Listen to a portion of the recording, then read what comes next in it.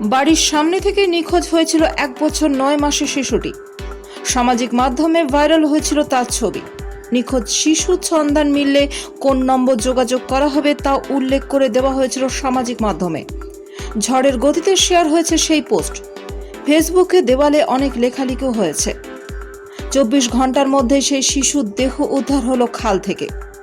ভদ্রেশ্বরে নিখোঁজ শিশুর মৃতদেহ উদ্ধার হলো খুড়িগাছি খাল থেকে। ভদ্রেশ্বর পৌরসভার 21 নম্বর ওয়ার্ডের সাহেববাগান এলাকায় গত মঙ্গলবার সন্ধ্যা থেকে এক শিশু নিখোঁজ ছিল।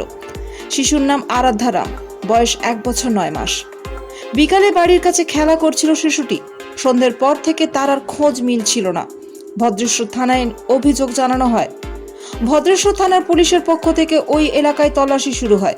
বাড়ির কাছে খাল রয়েছে, সেই খালে তল্লাশির পাশাপাশি ঝোপঝাড় জঙ্গলও তল্লাশি চলে। পাতকুয়ার জল সেচ করেও দেখা হয়। ড্রোন ক্যামেরা দিয়ে চলে তল্লাশি, তবুও কোনো খোঁজ মিলছিল না শিশুটির। সামাজিক মাধ্যমে তার ছবি দিয়ে একটা পোস্ট ভাইরাল হয়। তাতে বলা হয় বাচ্চাটি চুরি গিয়েছে বলে।